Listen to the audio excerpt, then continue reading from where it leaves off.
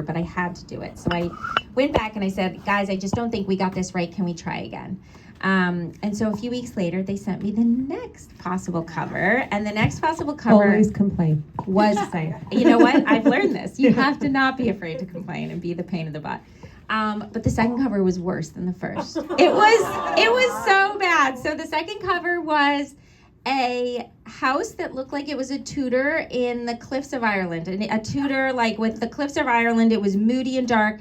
And then do you guys remember the comic book Comic Kathy? That used to be in the newspaper? Yes. I swear it looked like Kathy and like two of her friends walking on the lawn. And I was like, oh my God, what is wrong here? They're just this design director and I who usually see completely eye to eye. We were just like not vibing at this moment. And so I thought to myself, okay, I have to take this cover into my own hands. So I need to like come up with some ideas of some images of what I think might work. So I sent a picture of the lighthouse and I sent a picture of, some iconic paintings of a white house with a porch overlooking the water, just things that felt very vineyardy to me. This image is one of my favorite images that you can buy. This is a fine art photograph in black and white. You can buy it on One Kings Lane. You can buy it on art.com. It is a pretty famous photograph if you're into seaside scenes like I am. It always comes up. And so I sent this to them in black and white and just said, I love the energy of something like this. I feel like it's fun, but, you have the sisters with the bathing suits. Anyway, they colorized it and they sent it back to me. Wow. And I thought that was so brilliant because, the energy and the sisters and the boat and you can see the island in the background. It just captured it all so perfectly and we all jumped on it and loved it.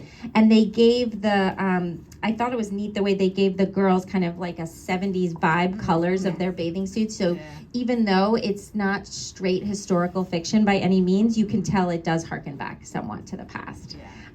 So ultimately I love the cover and I'm really happy with it, but it was a little bit of a road. And I'm so grateful that my publisher works with me on my covers, because I think I told you guys, some of you guys last time, like there were changes made to all of the covers. As we were going. This one didn't have, this had palm trees, and this was like an icky brown tile. And I was like, guys, this is the vineyard. Like, we need hydrangea. And then they changed the bathing suit color. They changed the pool. So they really do work with me, and I really am so appreciative for that. But this cover has been perfect, and I think it kind of sells itself. And a lot of times people say to me, there's no way the vineyard's water ever looks like that. The vineyard just doesn't. It does. There are times where the sun hits it and it is that green. And when we were taking the ferry over, my husband and I were out on the ferry deck and it looked that green. And I was like, quick, let's snap a selfie and put it on Instagram. And I'm just going to say, everyone, look, it really does look this green sometimes. So yeah, it can be really beautiful water up there. So tell us why, as readers, we don't ever get sick of reading books that are taking place on Martha's Vineyard. Oh my God, Martha's Vineyard, Nantucket, the cave, right? Yeah. Have there been any really good beach reads on the Jersey Shore? No. There was one a couple years ago. What's her name? Carly Brunch. She's one of my old students. Oh. Yeah, really? The Shore. Oh, yeah. She did, yeah. Katie Rundy, yeah. But not, it's not like a thing. We need to make it a thing. Like New Jersey and Belmar, there's that. Yeah, that's right. we need to make, You had that mystery guy that came. Who sets his books here? I don't count him. Don't get me started. We'll delete that. Okay, more on that later. Okay, so as far as the vineyard goes and Nantucket, so I think it really comes back to the Kennedys, right? I think that as much as these islands have interested people for generations before the Kennedys became famous up, on their compound in Hyannisport, and they sort of, there's like iconic photos of them rounding the bend of Martha's Vineyard on their sailboat. And you've got Teddy having all of his troubles in Chappaquiddick, right? And you have politician after politician who has decided to set their summer home there. So I think there's an allure with Martha's Vineyard. It's very different from Nantucket. I don't know how many of you have been to both islands, but I have, and I love both. I love them for different reasons. But the Vineyard has a little bit more of a bohemian quality to it, which is a little bit different than Nantucket. And I think Edgartown, which is where my book is set, part of the reason I was drawn to Edgartown is because of my sort of connection between Washington and Edgartown as a place. I had the idea for this book when we were staying in a house in Edgartown. We've rented all over the island. I was kind of joking when I was doing my Martha's Vineyard events that, like, if you own a house in Martha's Vineyard, we may have rented it because we've really stayed all over the island. But this particular summer, we were staying in a house in Edgartown, and I brought my puppy with me. And I was getting up early and walking the dog around before everyone else was awake. And Edgartown has kind of, it's similar to here. It has a main strip of stores that are in all historic buildings. The houses are all white planked, and not all, but many of them are white planked. They all have the official Benjamin Moore paint color of Essex green. It's like a glossy Essex green on the shutters and on the front doors. There's white picket fences and arbors with roses growing up them. There's a myriad colors of flowers, growing wild in the side yards. And I don't know if you've ever been to a place where you sort of walk around and look at the houses and think to yourself, who gets to live in these homes? What are their lives like? But I ask myself that question every time I travel into these islands, because a lot of these homes just feel like, when I look at them, I see stories and I see the lives of the people who have lived there unfolding. And I started to think about, my own fascination with Martha's Vineyard, to answer your question, and just thinking about a Washington political family who raised their girls in the summer in Edgartown and what their lives would look like. And the idea just kept percolating. There's this street called South Water Street, which goes along the Edgartown Harbor, and the houses, many of them quite gracious, some of them more modest, have lawns that slope down to Edgartown Harbor with the sailboats, bobbing in the water, and Chappaquiddick across the way. And I just thought, God, I want to set a book in one of these houses. And I just want to live there all winter long while it's snowing outside, but I get to be in summer in one of these houses. And the family started taking shape a little bit in my mind. And then I went back to the house where I was staying. And sometime over the course of the week, I was staring at the big antique map in the sunroom. And it was of the island, and it was showing all the ways in which the towns used to connect with different roads and whatnot. And it said cartographer Charles Whiting. And it's so strange with writing, the things that end up striking, creative inspiration. But for me, there was something about that name. And I thought, that's it. They're the Whiting family. The United States Senator is going to be Charlie Whiting. He's going to have this wife who's going to be this iconic Gloria Steinem-like figure. And the whole story wasn't there, but it was enough that I started seeing them and visualizing them, and the story started to come alive for me, which is so funny. So it was like my own obsession with the myth of Martha's Vineyard that sort of born, this book for me.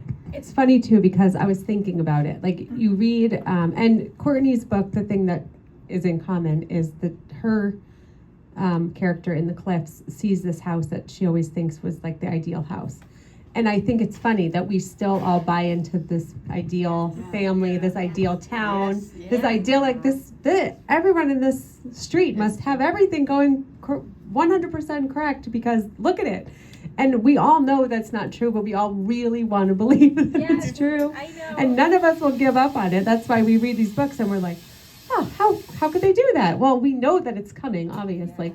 But so explain to us the family dynamic, the sister dynamic, and obviously without a conflict there is no story, but how much of it you got, how much you get from like real life, or were you trying to make them a little better than they really were? Like, you don't really want to give up the dream either, that they all got it together, but they don't. Well, Nobody does. I think we read these books because then we see that the people don't have it together. Yeah. And we are always reminded that people are not perfect, and that myth that we're always trying to get lost in is very untrue. Like, it's very reassuring to read about a troubled family, because then our own troubled family doesn't feel as, right? We don't feel as messed up. We're like, oh, they're screwed up too. Well, I will tell you that some of the people in this room are in book club or are here and there, and I will tell you, when there's not like at least one death in a book, they're not happy. They're not happy. So it's funny. Like we're all like, We were telling her something is wrong with us. atmosphere. We were telling her about atmosphere. So I think you're right.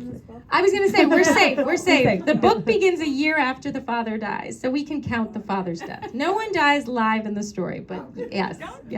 So the book is about, so our last Vineyard Summer is about a Washington political family. They are not a wealthy family.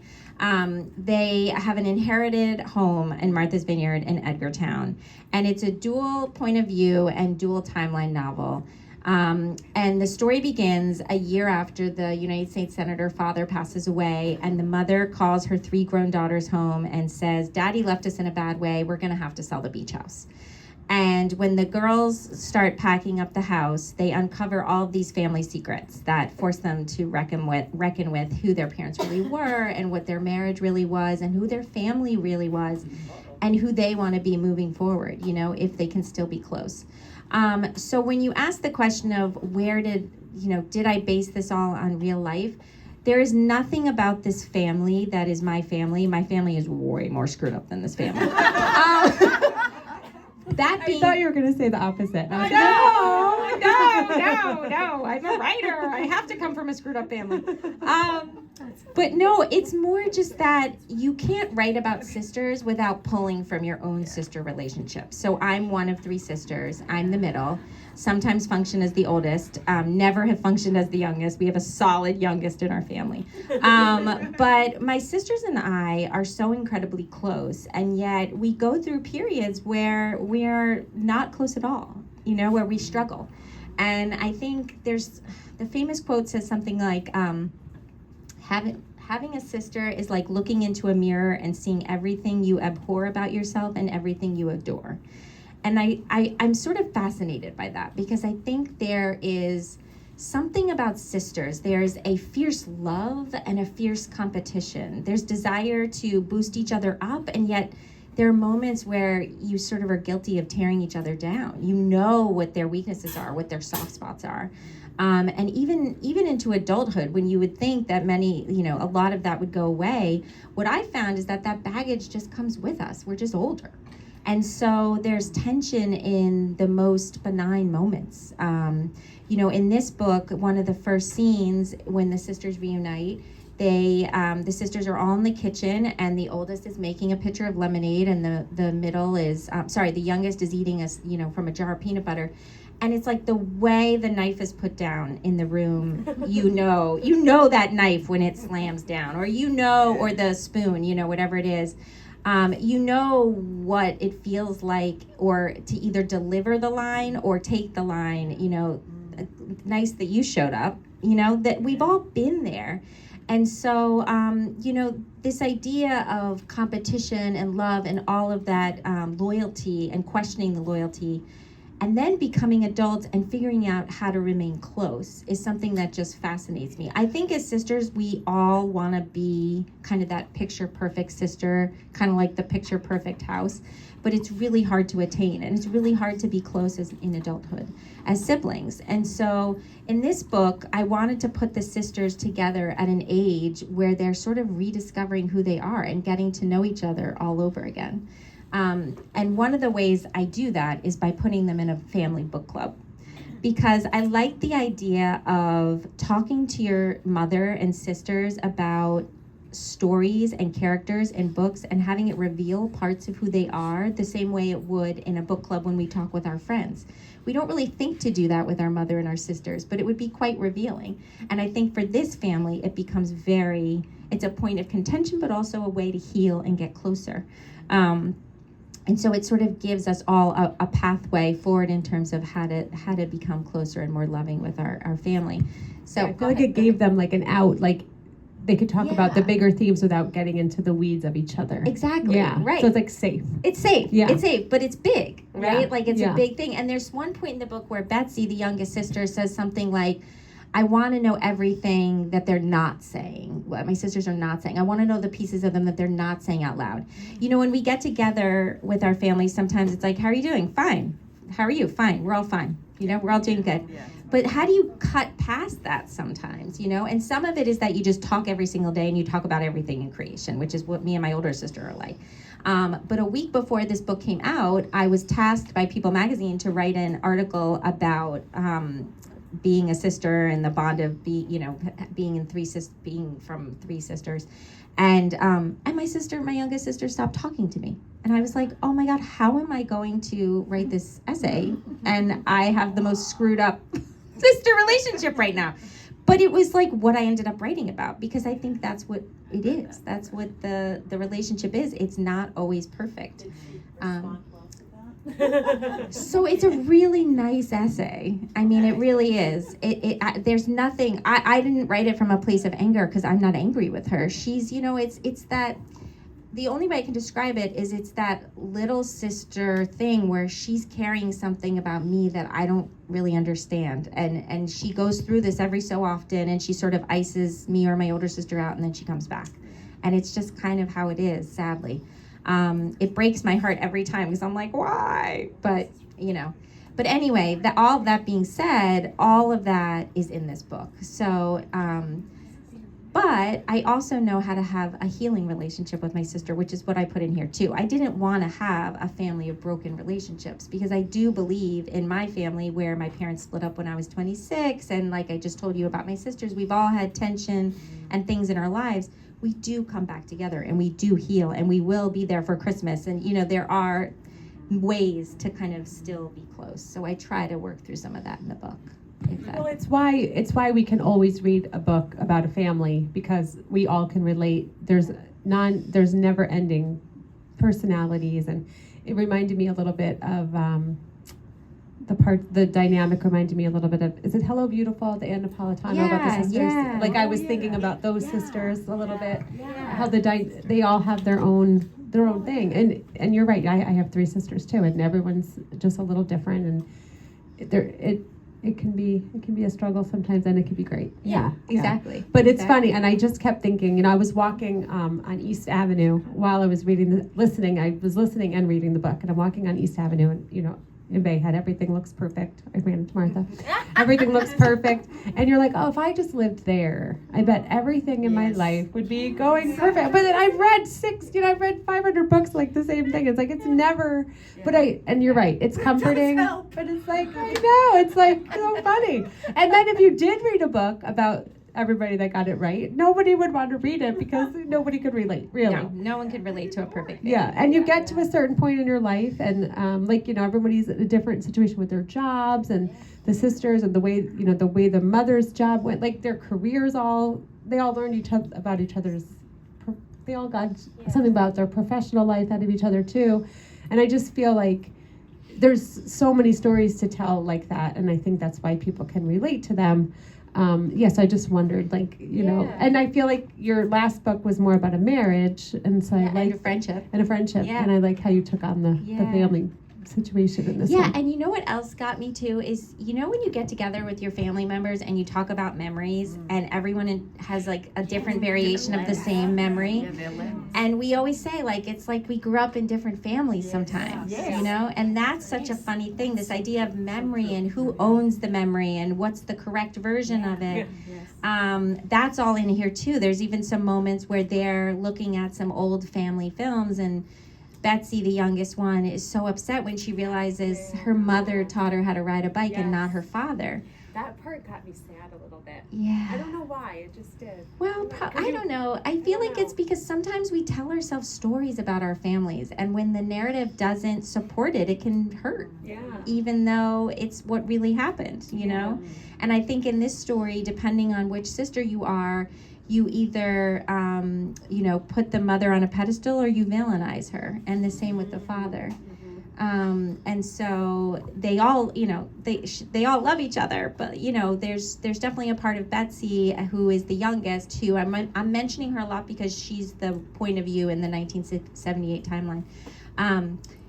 Her mother decides in 1965 to sort of go forward in her career in a way that she didn't before, and it was very trailblazing at the time. And she left the family somewhat. She wasn't around as much for Betsy, and Betsy really resents that. Whereas the older sister and the middle sister got the mother when she was really home and engaged and with them. You know, Betsy just always is thinking about, her narrative is, my mother was never there for me. And so everything her mother does for her, even if she ran a marathon for her, Betsy wouldn't see it because that's not her story. That's not her story. And I love, there's a part toward the end where, there's a few come to Jesus moments in this book, but there's one toward the end where Betsy's talking to her mother and she feels really like a disappointment because her mother, okay, so hold on, let me rewind a second. So another part of this book started out being, the premise being, what if Gloria Steinem had been your mother? And that came about because I am a mother and I have a 15-year-old and a 10-year-old. I have a 15-year-old boy and a 10-year-old girl. And, you know, with all the nonsense on social media and YouTube and memes and all this stuff, there's just so much getting put in their heads that I feel like I always have to contextualize. And so I probably point out more than I need to cases of double standards or sexism. I don't want my son to believe some of these things he's seeing. I don't want him to think girls are like what he's saying. You know, same with my daughter. I don't want her to grow up with that. And so, but there's a part of me that wonders, like, is it too much?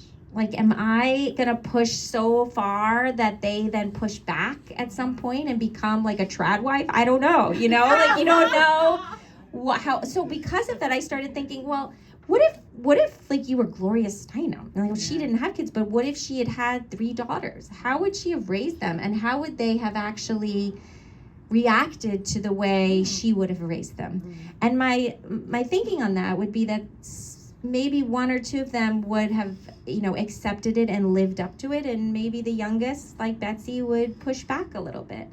And so the oldest sister is law review. She's clerking for a judge in DC. She's sort of right where she believes her mother wants her to be. The middle daughter's more of the athlete. She's the first woman to finish one of the first women to finish the Boston Marathon. She's very athletic. She now has kids, so she's sort of straddling both worlds. And Betsy's been she's going to graduate school, and she's trying to be the success that she believes her mother values most. But really, deep down, she kind of wants a smaller life, and she wants to be a mom. She maybe wants to live on the island. There's things that she wants that don't feel grand enough for her mother. And there's this moment toward the end of the book where they're talking, and she says to her mom, like, you know, if I make these choices for this, she doesn't say smaller life, but whatever, I don't want to give everything away, you know, aren't you angry with me?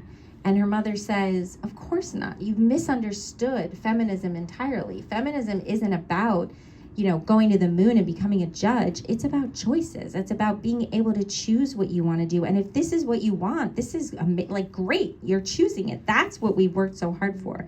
And I loved that conversation because I do think there's a lot of misunderstandings also in families of what we think will make our parents happy. And in the end, what made her happy was just that she was making a choice for herself. And that was what being a strong, empowered woman looked like to her. So. Yeah, and I think it's funny. I think the way that you're right. Like, I think a lot of times you get older and you think, well, this is what you always wanted me to do. I remember having a conversation with my mom about that once, and her saying, I never even said that. Like, it was like the way I had remembered the conversation never really happened. It's just weird, the things you carry with you. And one of the other things I liked is like the going back home or going back to your childhood, you know, vacation home. I think sometimes when you raise your families, you're so gung-ho to get them out in the world and like go explore, go do this, and you it's okay to just want to be home and have a small life sometimes. And I liked that. Like, I liked that element of it because that doesn't get pointed out a lot. Sometimes I think we really do push people to keep going and going and going, and you know, sometimes your people from when you're younger are really your people, and I think that's not a bad thing. Yeah, you know, so totally. And I do know people. I have friends who are fellow mom friends of mine who still sort of beat themselves up for wanting that, and I don't understand. I'm like, but you're happy. Yeah. But it doesn't feel worth something in our culture. Yeah. So it's like a sense of, you know, not being enough, even though it is enough. Yeah. So it's sort of interesting. But as far as going back to our childhood homes, I just thought of, you know, I have a small beach cottage out on the North Fork of Long Island, and you know, I think about my kids there and how each summer in this little tiny house where we're sort of spilling out of the rafters marks the passage of time for them. And so, you know, the way summer, we change so much and kids grow so much in summer. It was really neat to visit a family in 1965 when the kids were young and then drop back in as an author in 1978 and see the way the family has changed in those 2 summers. Yeah, it was fun to write just because you really got a sense of who they were as kids. Like, one of my favorite things is just when you turn to chapter 3 and you go back to 1965 and they're on the ferry and the girls are like kind of poking fun at each other and making ridiculous jokes and the mother's annoyed by them, and I'm just like, oh my god, there they are, they're little, because in the chapter before they're grown women sort of with a chip on their shoulder, some of them, and so it was very special to do that. It was fun to do that. Yeah, I think it's fun to watch the development, and I have 3 sons and I feel like they still interact almost exactly the same way they did when they were younger, but it's just they just got bigger, you know. It's funny. That's really funny. I hope that's not true for my kids. They're always fighting. I'm like, they can't fight when they're older. They weren't really fighters, right? Jay, is he still back there? He was. Only when we were playing sports. Only when they played sports, and they still, Luke still hates to lose. James, is more laid back, and Jack likes to annoy both of them. So it's like kind of still the same. There's a balance. It's funny. So what was the other thing I liked about, like, I just feel like I like reading books that remind you of other books that you like too. What was the book we read about the couple that was separated by the Vietnam War, I think, and the one lived in the house with the mom and the dad, and then she lived by herself with the mother, and they, oh, no. It's the one where the author came. Remember when they were deciding if they were going to, the wife was dying and the husband, the days I loved you most, and the houses. Oh, I like, know that oh one. my God. And the houses and the time and the place and how every summer something different happened. And that was the constant in their life, was the house on the water. Oh, Yeah. That's nice. Yeah, I and would like to read there that. was parts of this that reminded me of that because of that reason. Oh my God, that was good. Yeah. Oh, that Yeah. sounds really good. But yeah, the premise of that book is the wife gets diagnosed with a terminal illness, and the couple decides, and I won't tell you the end. The couple decides that they're both going to end their lives on the same day because they don't want to live without each other. Oh my God. Yeah. So weirdly a happy book. I know. I'm like, wow, that sounds heavy. Wow. Yeah, so it was really good, but the sense of place, like, I like books like that where like people are in and out and families change, but the thing that stays the same, And the way the children interacted to the marriage, it's interesting. Also, I liked how this book, you're right, the daughters all saw the parents' relationship and each other differently. Some were hard on the mom, some were hard on the dad. It's interesting, and it is life. It really is. But it's funny. I like the way you write. Oh, thank you. Thank you. So one of my favorite parts, when you guys read it, I'm so curious if you'll like this part too, but one of my favorite parts to write was there's a local family on the island. It's James is the little boy who's very close with Betsy, and he lives across the harbor in Chappaquiddick, and he takes his little rowboat over to see her. And when we meet them, they're little kids, and they're just best friends, and they're always playing together and playing on the beach. And, the mother, sort of, Virgie, kind of has this sense that maybe there's a mini crush going on in there, but that's really all we're left with. But then when we get to the latter timeline, we come to learn that they end up having like summer romances and really falling in love, and the father gets between them. And then they reunite in the story, and watching them sort of reunite on the island was so, I hate to say fun to write again, but really this book was so hard to write, but it was really actually fun to write because I loved bringing them back together all these years later. I think it's just the romantic in me, like the Dawson's Creek and like, right? Like I could just picture like, the boy across the harbor coming over. And there's this part where he says, like, you're different, and she's like, you're exactly the same, and it's kind of like sweet, but also kind of like it's like needling, but also sweet. I love that. I like it's that fun too. to write. Yeah, that was great. Wait, I was just gonna say something about that, and I forgot. Oh my God! Wait, I'll come to me.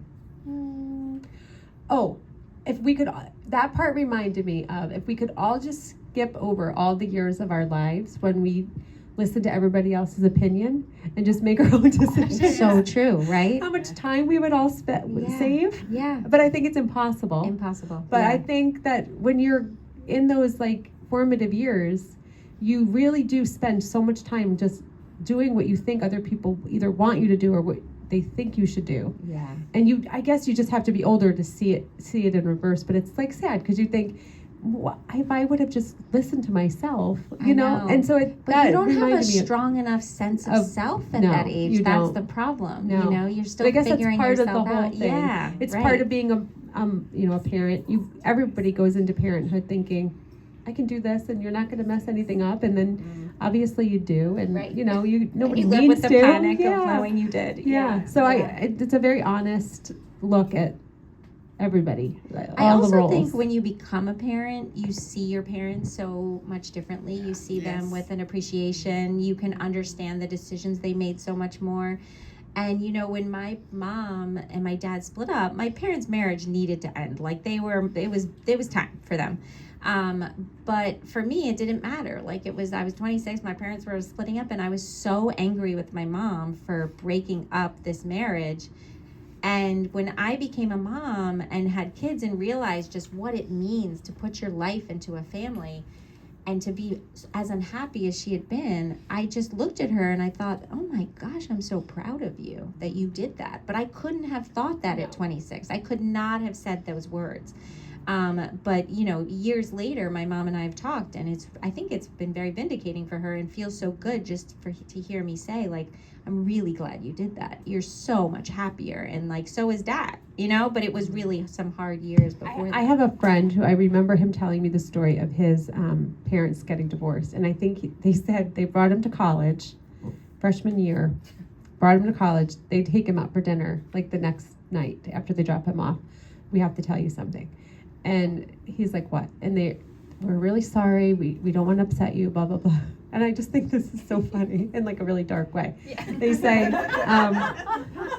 we're getting a divorce. We're so sorry. And he goes, you're getting a divorce now? You made me live with both of them for all these years.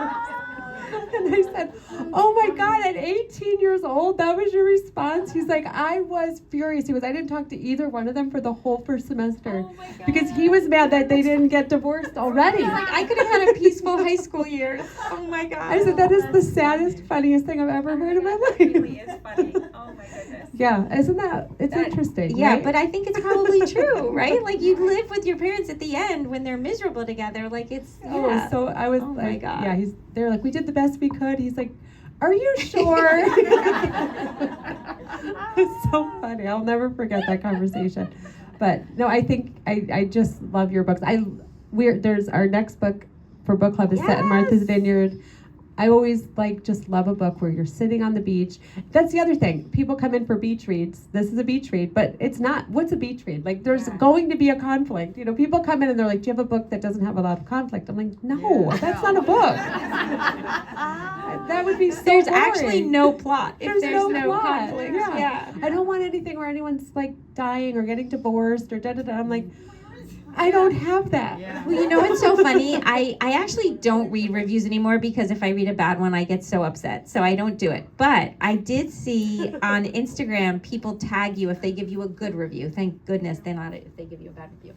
But then they'll give you a con, something that they didn't. And I saw a few people that said, the only con is that I thought it was going to be lighter than it was. And I was like, oh, that's good. I'm okay with that as a criticism.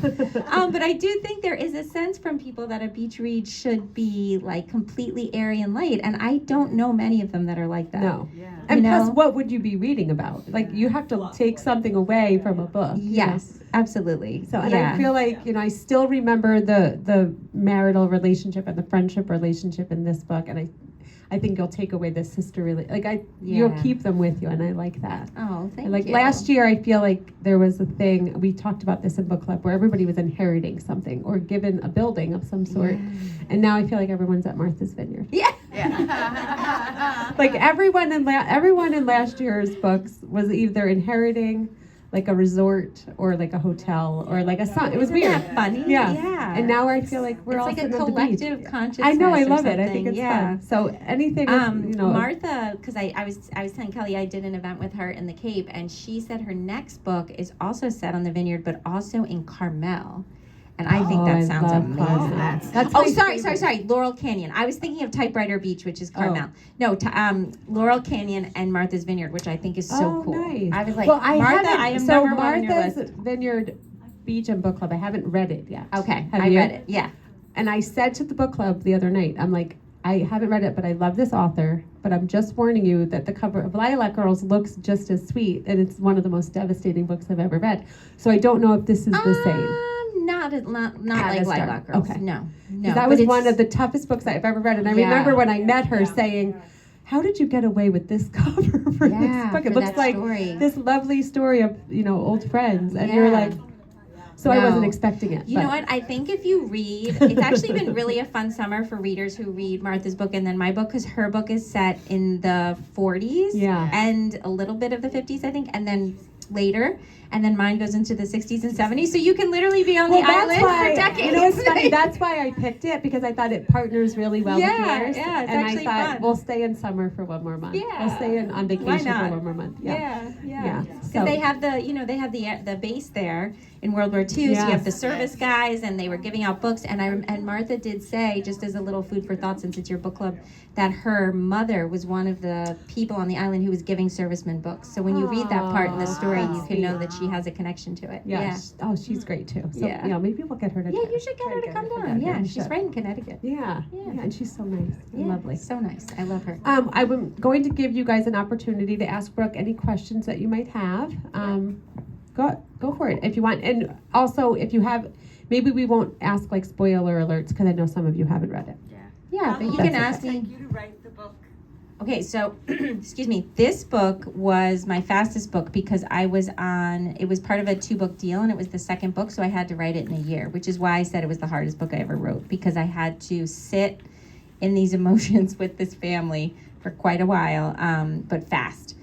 So I would say I drafted it in 3 or 4 months, and then I worked on revising it for the next 6. Gave it to my editor, got it back, and then revised it a little more and came back. But when I was working on it, I always have a song. I feel like I might have told some of you guys this last year. Excuse me. I always have a song that I write to for every book for kind of big emotional scenes. And for this book, funny enough, even though it's 60s and 70s, the song was Benson Boone's Ghost Town. Do any of you guys know that song?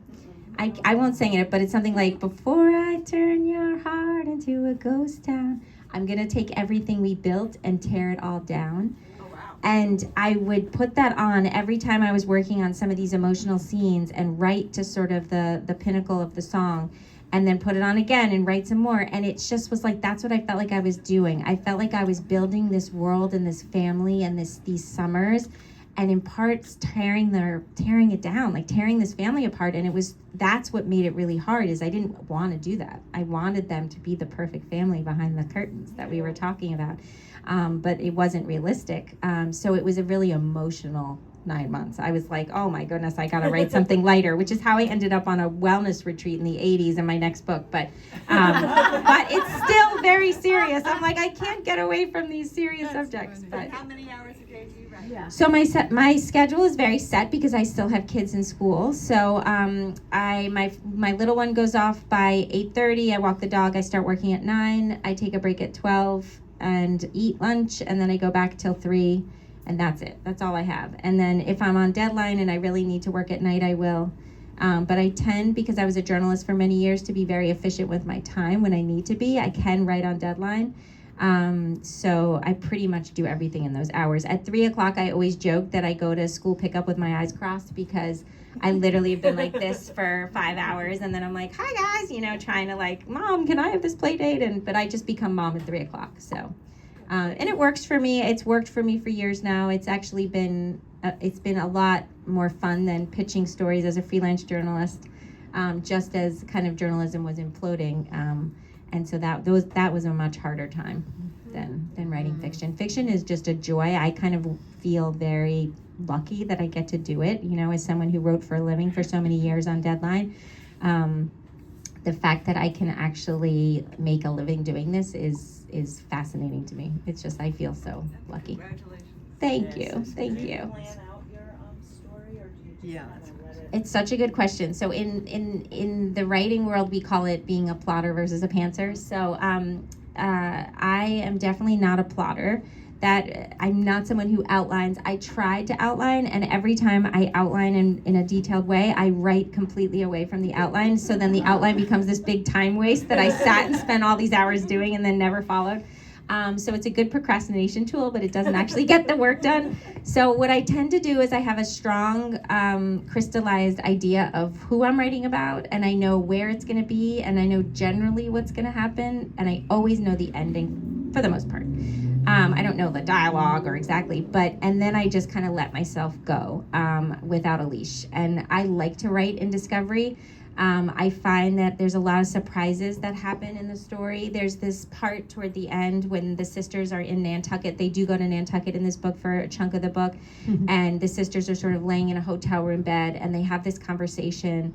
And you'll know it when you get to it, but the sister, Betsy, reveals something, a secret about herself, and when she thinks she's revealing this big thing, the older sister looks at her and says, I know this about you. That happened live writing. I did not plan for that dialogue, and that's the great magic of writing for me. I love those moments where these characters just reveal themselves to you on the page. And I remember when it happened, I was like, picked up my fingers like literally like a movie, and I was just, oh my God, I love that. I can't believe she just did that. Happened. Yes, I'm like, like thank it's you. like a Thank surprise you for telling to me you that. also. Yes, it was a I love surprise that. to me too. So I love going into a scene that way, because I think when you go in knowing too much or trying to do too much, you inhibit the scene in a way. You know, you sort like of have controlling to let it the breathe. story. And Yeah. So, Aw. Is it the same with the characters in the book? Like, do you have like notes on all of them so you can keep them straight, or they're all already? They're all in my head. I wish I was that organized where I kept notes, but I will say I do have to keep going over the characters a lot. Like I have to work on the dialogue to make sure it actually would be what Betsy would say versus the older sister. And the way I do that is just by getting to know them and putting them in all these ridiculous situations and conversations and then seeing what they would say. But yeah, I don't really take notes on them. Again, sometimes in summer I will do that stuff when I'm sitting on the beach and the kids are swimming and I'm just kind of having a daydreaming moment, but I tend to write away from that stuff. So I figure out who they are really as I'm going, and then they become clear to me, and then in subsequent drafts, you know, literally probably 40, 50 drafts, you know, you keep going back in and rereading it, and there's little fine, you know, tiny changes you end up making in what they say or what they're wearing. There was something I added in kind of late. It was like a headband or something that one of them is always wearing in the book. Just little ways that I could differentiate them as sisters. One of the things because I love to read books about sisters, and one of the things I've noticed is that when there's 3 sisters, it's very difficult to differentiate them early on. Like you get confused as to who's who. And so I try in this book to really give each one early on markers and personality, things about them that you can kind of get like quickly grasp who they are. Because I hate when I'm reading a book and I'm kind of sinking in the character's dialogue and you don't know who anyone is. I'm reading that book, The Safe Keep, right now. Which I'm really loving, but in the first chapter I had to reread it like 3 times because it's like 5 characters talking and I couldn't figure out what was happening and who was who. And then once I got into the second or third chapter, I understood, but the first chapter it was really hard. So I was thinking to myself, like, okay, again, like you can't do this in books. The reader just ends up drowning. It's really hard. I have a friend, she's writing a novel right now, and I think it's going to come out in the spring, but she was saying that in one of her revisions, she was like, I had to go back and change what whoever was wearing. She would never wear that. That's what so-and-so would wear. And I'm like, oh, that's a good point. But like, right, you wouldn't have noticed, yeah. It's funny how invested you get in these people. I know. Well, they feel so real to you. And actually, when you finish the story, you're so sad to let them go. You're like, I wonder what they happened to become them. friends of yours, oddly. The other thing that happened with the writing of this book is that I was being very tidy in how I wrote it. So I wrote 3 chapters from the 1978 timeline, and then 3 chapters from the 1965 timeline, and I just was going 3 and 3 and 3, and it felt like very organized to me, and it felt like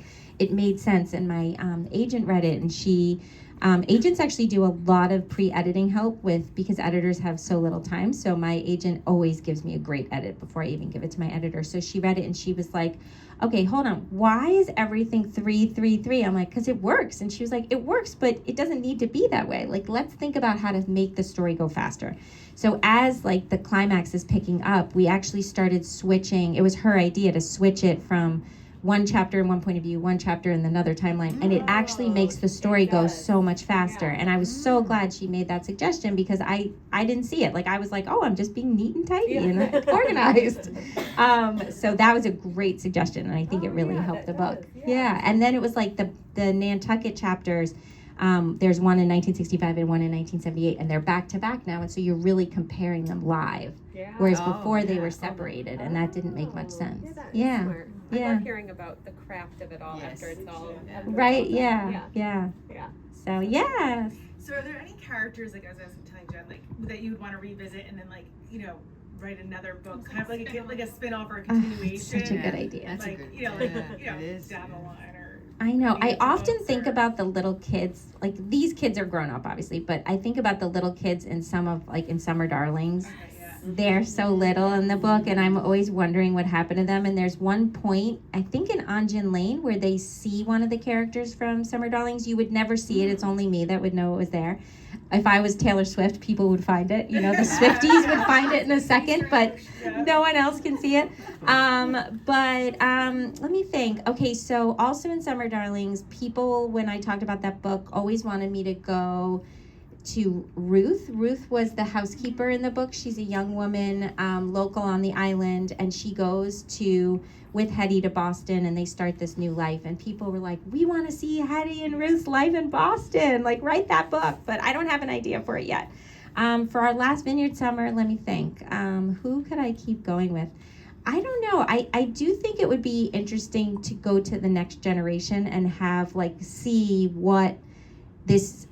See, I can't say anymore because I'm going to give stuff away, but there is going to be a next generation. Aggie has kids, and Luis is on the verge of getting married, and there's going to be this house in the family. And so I would just be curious and kind of what it looks like. Well, if you write it, we'll read it. So. Yeah. Thank you. That's very sweet. Thank you. I love when that happens. I remember, this is so not the same thing, but 10 years ago, somebody wrote a version of Pride and Prejudice from Mary's perspective, the weird sister, the miserable sister. Yeah. And I thought, oh, what a great idea. Yeah. She saw everything differently. And so it is fun. It is fun. It's really fun. So yeah. If somebody could do it about Jane Austen books, you could. I know. No, that would be fun. And Meg Moore's new book does a re-envisioning of The Great Gatsby, but it's she swapped all the characters and it's Block Island. That's is really fun. Yeah. So we would read it. I'll have to keep thinking about it. It's such in the characters, just in your I mind, know, you're not done to get rid of it. I know. We're not done with you yet. Well, it's the wrong version of what happened. In my mind, I'm like, oh, she did this and went there or whatever, and that's not. Well, and with James and Betsy, I sort of left the door open there, and I let the reader decide what happens there, because I think it's nicer. Some people want them to be together, and some people don't want her to stand on her own. And I think letting the reader. Some people were like, I know they get together. And I'm like, you just. If Courtney was here, I was going to have her tell the story. When she wrote Maine, and I don't know if any of you read that. I did. But she said, and Maine is amazing. But the end, you're like, because it's so open-ended. You get annoyed a little, but not in a bad way, but a little. Yeah. And she said when she was getting married, they had a beach wedding, and she's walking down the aisle, and somebody was like, what happens to Dad? And I thought that was the funniest thing, and I go, that's hilarious. What was your answer? And did you say anything? No, I go, that was a little frustrating. So it was funny. She said people she was getting hate mail from some people come on, I finished this, and oh my gosh, it was She'll funny. Go back and do a sequel. Yeah. Well, I found Ellen Hildebrand's Swan Song so fun to read for that reason, because Blonde Sharon comes back and she has her due. Sharon, there's all these recurring characters in her books that I'm a big fan of hers, so I loved the Reading Swan song. I felt like it was just like for the Ellen reader, it was very. We read a book. I don't remember which one it was. It was a couple months ago, and somebody in the book club, it was like one of those endings too, where it was open ended, and they're like, we didn't want to be the writers of the book. We wanted to read the book and know what happens. And I'm like, I kind of get that too. It's like, don't make me work for it. Well, how did Tomorrow and Tomorrow? That's right. Tomorrow. Is that a closed ending or not? Oh, Yeah, it is. that Okay. was I closed can't ending. remember. I just remember Yeah. loving it, but I loved it so much. Me too. That was good. Yeah, so Sometimes good. it feels lazy when there's no ending. and But other sometimes times they it get feels it. correct. Yeah, I totally agree. Yeah. Totally agree. Like some people thought at the end of Atmosphere, we should have just not known what happened. Yes. Oh. Oh, no, I Yeah. disagree with that. Yeah, but it was funny. Like it was a split room. Yeah. It was a split room. It was I funny. did think she'd be dead. Though. Yeah, I did too. yeah. So did a lot of people. did. Atmosphere. Atmosphere. Oh, by Yeah. Taylor Jenkins. Was it Yeah. good? We were just talking. Let's not talk. Don't. No one say the end. It seems like it's a split crowd. Yes. I'm not Yeah. sure what. I know, it's not, same. you know, same, It's sad, not. you know, Yeah, it's something, not you my know. vibe either. It's not her but- best, but it's good. Yeah. We like hot boys vibes. Yeah, we like little romance, Yeah. you know. Yeah, it was. I think Malibu Rising is her best book. I love that I did one. like that was the first one of her books, actually. Malibu Yeah, Rising. I don't know if loved that's it. true. It's just somebody. Yeah, Yeah. same. Maybe I did Daisy Jones. I loved first Carrie in the Soto. sixth. I feel like that's what introduced Carrie me to Soto's her. great. Parts of that, but Yeah. then, and like love the music, and I love the whole like. But then I read Malibu Rising, Yeah. and then I went backwards with all the other. Yeah. Was it the end of what was the Ann Patchett book that was like that? Tom Lake? Yeah. Patron Saint of Liars. Did you ever read that Oh, one? I love that one. And the end of that one, I remember being It like, was open ended too. Oh, you're Yes. so good. You remember all these And endings. I- I don't remember anything. I just remember if I loved it or not. I loved it. I did. Right? But, It's yeah. one of those great books. Yeah. So yeah. Anybody else have a question, or Yeah. we can have you guys get to Do me? you have contractual rights for approval of the cover? I don't know. I don't think so. I don't think any author really does. Well, I don't know. Yeah, I don't think. I don't think so. I think some authors. I think some authors. I think like Taylor might, Jenkins but Reid I don't think probably most does, authors but have not much. me. much, You know, like um, probably Taylor Jenkins Reid because she's the highest paid author. I don't know that. Is she really? is. She's pretty high. up there. She was on the cover of Time magazine, and what did they say her advance was for this? Like, it was something insane, like millions. Really? Millions. Really? For atmosphere? Yeah.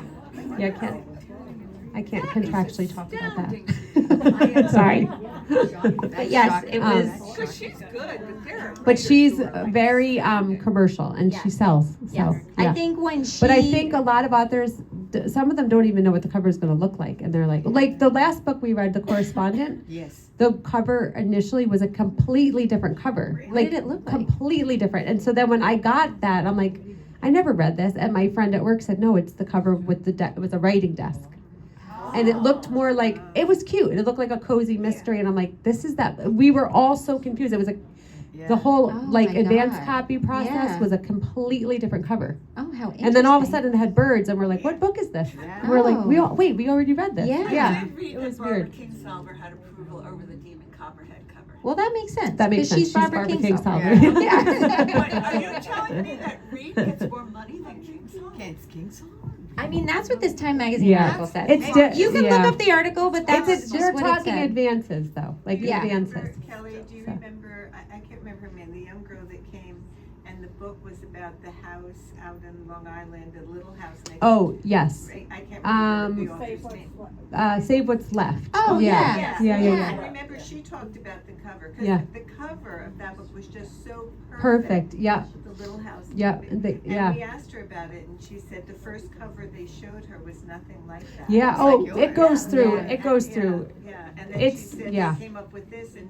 she looked at it, and she said, that's perfect. Yeah, and Yeah. sometimes they get it right, and sometimes they don't. And I actually think, weirdly, a lot of times they change the cover completely for the paperback. Yeah. Most of the time, it's when the hardcover doesn't do well. Yeah.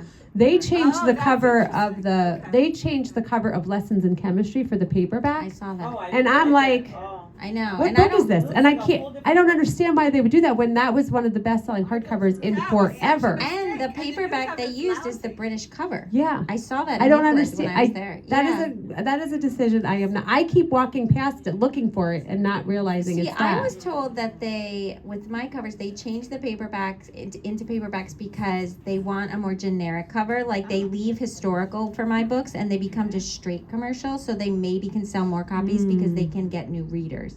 So like if you see the original Anjin Lane, it's a little different. Yeah, Oh, it's the yeah, woman yeah, on yeah. the cover on the beach, and then they changed this because they're always hoping. I mean, A you know new- this a to new get audience, well, and yeah. even like Target or Costco, Right. which Yes. didn't end up picking up either of my books, but like they try. They try. Yeah. So, yeah. But I don't understand like when they did like most of the time if a book is that good they don't touch the cover. So Lessons in Chemistry, I was very Yeah. surprised by that.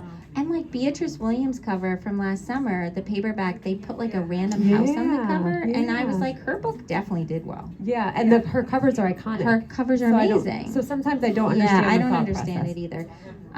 Yeah. Yeah. But so no, the authors 99% of the time don't have much. Sometimes they don't even have a lot of. Sometimes they'll make them change the title. So Yeah, I know lots of authors who never have a say in their covers. Yeah. They're just given their covers and Yeah. they can't really say much. right. So I do feel very lucky that my publisher works with me Yeah. on all of my covers Yeah. to make it feel like it's my book. No, that's good. And I think Yeah. you should always. And I think they probably need more help than they admit. So I think it's good that you pushed back. Yeah, I know. It's just like you're always like, thank you for publishing me. You know, like you just. But at don't- some point, you have to be I your know. own You do. advocate. You do. This is Yeah. the problem with women, right? It's Yeah. like why I'm like Okay, apologizing. I know. Yeah. I know. Did anybody else have a question, or do you want to just? Yeah. Oh, go ahead. Can you share what you're working on? If you Yeah. can? Yeah. So I'm working on a story about two sisters, but it's not like a big complicated sister story like this, but it's about two sisters who go to one of the first wellness retreats in the early 80s, and the younger sister doesn't tell the older sister that the reason why she's dragging her to this retreat is that the founder of the retreat knows why their mother disappeared when they were teenagers. So it's a family story, but it's also takes half of the time they're at this retreat, half of the time they're out on this like adventure trying to find out what happened. And so so that's the next one. Yeah, it's been a fun one. Yeah, when is it? So I'm still okay. So I was coming out with a book a year for a while, and for the last two, and I told my publisher I just need every other year. I can't do it. There's a real push on authors to do a book a year, and I'm not Taylor Jenkins Reid. Like I don't need to do a book a year. You know, I have young kids, and so I'm every other year. So now my paperback will be out next summer on our last winter summer, and then my new one will be out. comfortable with that. Yeah. It's like having a book a year. Because Thank then you can focus on the paperback a little bit. I actually prefer that method. Yeah. Because then you kind of are waiting a little longer. You know, I don't know. I like that. And also, I feel like I don't want the quality of my books Yeah. to suffer because I'm rushing. And you know? want to give each book its own Yes. life. Yeah. Yes, Yeah. exactly. Isn't That's how I isn't that feel. what sort of burned Ellen Hildebrandt out? Well, after 30 books. Yeah. I mean, she's amazing. She can just Every keep, year. yeah. She Yeah. goes to St. John's with that yellow legal pad. And I know, we all see it. Joyce Carol Oates writes a book every 6 days. So Yes. Oh my God. I know. I know. Thank you, Well, thank you so much for you. coming, everybody. Thank you. You guys are so sweet. Thank you.